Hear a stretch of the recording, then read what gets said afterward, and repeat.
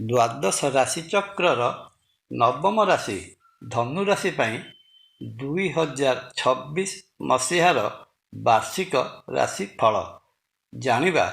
ଜୀବନର ବିଭିନ୍ନ କ୍ଷେତ୍ର ଯଥା ସ୍ୱାସ୍ଥ୍ୟ, ଶିକ୍ଷା, ଅର୍ଥ, କ୍ୟାରିୟର, ପ୍ରେମ, ବିବାହ ଓ ପରିବାର ପ୍ରଭୃତି କ୍ଷେତ୍ରରେ ଧନୁରାଶିଜାତ ବ୍ୟକ୍ତି 2026 ମସିହାରେ କ'ଣ ସବୁ ଫଳ ପାଇବାର ସମ୍ଭାବନା ରହିଅଛି।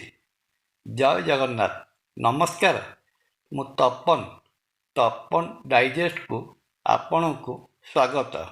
ପ୍ରଥମେ ଧନୁରାଶିର ସ୍ୱାସ୍ଥ୍ୟ ବିଷୟ ଆଲୋଚନା କଲେ ଜଣାଯାଏ 2026 ମସିହାର ପ୍ରଥମାର୍ଦ୍ଧଟି ସ୍ୱାସ୍ଥ୍ୟ କ୍ଷେତ୍ରରେ ମଧ୍ୟମ ଧରଣର ଫଳ ପ୍ରଦାନ କରିବ। ଧନୁରାଶି ଉପରକୁ ଶନିଙ୍କର ଦୃଷ୍ଟି ରହୁଥିବାରୁ ଏହି ସମୟରେ ଧନୁରାଶିଜାତ ବ୍ୟକ୍ତିଙ୍କ ମାନସିକ ସ୍ୱାସ୍ଥ୍ୟ କମଜୋର ରହିବ। ସହଜରେ ଧନୁରାଶିର ଚତୁର୍ଥ ଭାବ ମୀନ ରାଶିରେ ରୋଗକାରକ ଗ୍ରହ ଶନି ଅବସ୍ଥାନ କରିଥିବାରୁ ଧନୁରାଶି ପାଇଁ ଶନି ଢାଇଆ ଭୋଗ ହେଉଅଛି।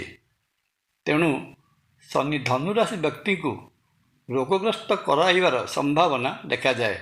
କିନ୍ତୁ ବର୍ଷ ଆରମ୍ଭରୁ ଧନୁରାଶି ଅଧିପତି ବୃହସ୍ପତି ଜୁନ୍ ମାସ 2 ତାରିଖ ପର୍ଯ୍ୟନ୍ତ ମିଥୁନ ରାଶିରେ ରହି ଧନୁରାଶି ଉପରକୁ ଦୃଷ୍ଟି ଦେଉଥିବାରୁ ଶନି ମହାଗ୍ରହଙ୍କର ପ୍ରଭାବ କମ୍ କରିବାକୁ ସମର୍ଥ ହେବେ।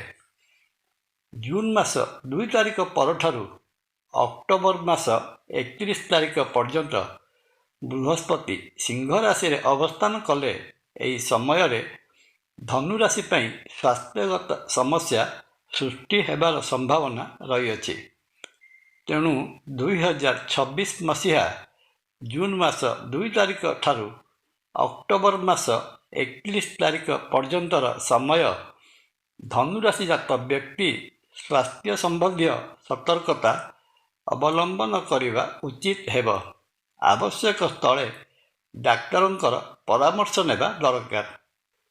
2026 ମସିହାରେ ଧନୁରାଶିଜାତ ବ୍ୟକ୍ତିଙ୍କର ଶିକ୍ଷା ବିଷୟରେ ଆଲୋକପାତ କଲେ ଜଣାଯାଏ ଉଚ୍ଚ ଶିକ୍ଷାକାରକ ଗ୍ରହ ତଥା ଧନୁରାଶି ଅଧିପତି ବୃହସ୍ପତି ବର୍ଷର ପ୍ରଥମାର୍ଦ୍ଧରେ ନିଜ ଗୃହ ଧନୁରାଶି ଉପରକୁ ଦୃଷ୍ଟି ଦେଉଥିବାରୁ ଅଧ୍ୟୟନରତ ଛାତ୍ରଛାତ୍ରୀମାନେ ଶିକ୍ଷା କ୍ଷେତ୍ରରେ କୃତିତ୍ୱ ଅର୍ଜନ କରିବେ।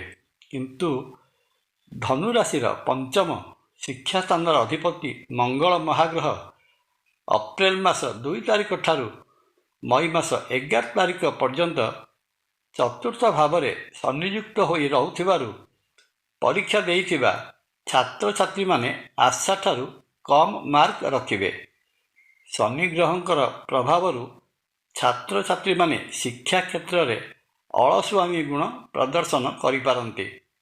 ତେଣୁ ଅପ୍ରେଲ ମାସ 2 ତାରିଖ ଠାରୁ ମଇ ମାସ 11 ତାରିଖ ପର୍ଯ୍ୟନ୍ତର ସମୟ ଛାତ୍ରଛାତ୍ରୀମାନେ ଅଧ୍ୟୟନ କରିବା ପାଇଁ ଅଧିକା ପରିଶ୍ରମ କରିବା ନିହାତି ଜରୁରୀ।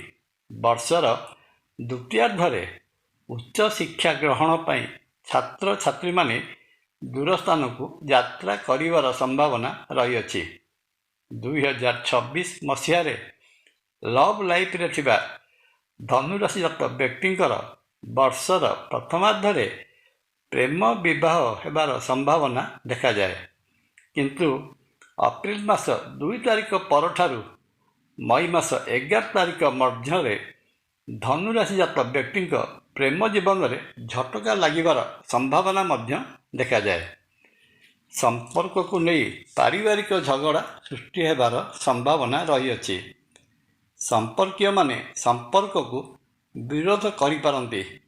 ନିଜ ମନ ମଧ୍ୟରେ ସନ୍ଦେହ ମନୋଭାବ ଆସିପାରେ। ଅଯଥା ଜିଦ୍ଦି କରିବାରୁ ଦୂରେଇ ରୁହନ୍ତୁ। ଅପ୍ରେଲ ମାସ 2 ତାରିଖ ଠାରୁ ମଇ ମାସ 11 ତାରିଖ ପର୍ଯ୍ୟନ୍ତର ସମୟ ଅତିବାହିତ ହୋଇଗଲେ ଧନୁରାଶିଜାତ ବ୍ୟକ୍ତିଙ୍କ ପାଇଁ ପ୍ରେମ ସମ୍ପର୍କରେ ଆଉ ସେପରି କିଛି ସମସ୍ୟା ରହିବ ନାହିଁ। ଏତ ଗଲା ଧନୁରାଶି ପାଇଁ 2026 ମସିହାର ସ୍ୱାସ୍ଥ୍ୟ, ଶିକ୍ଷା ଓ ପ୍ରେମ ସମ୍ପର୍କର ରାଶିଫଳ। ଆଗାମୀ ଅଧ୍ୟାୟରେ ଜାଣିବା ଧନୁରାଶିର କ୍ୟାରିୟର ବା କର୍ମ, ଅର୍ଥ, ବିବାହ ଓ ପରିବାର ସମ୍ପର୍କରେ। ଜୟ ଜଗନ୍ନାଥ। ଭିଡ଼ିଓ ଭଲ ଲାଗିଲେ ଲାଇକ୍, କମେଣ୍ଟ, ସବସ୍କ୍ରାଇବ୍ ଓ ସେୟାର କରିବା ପାଇଁ ଅନୁରୋଧ। ନମସ୍କାର। ତପନ।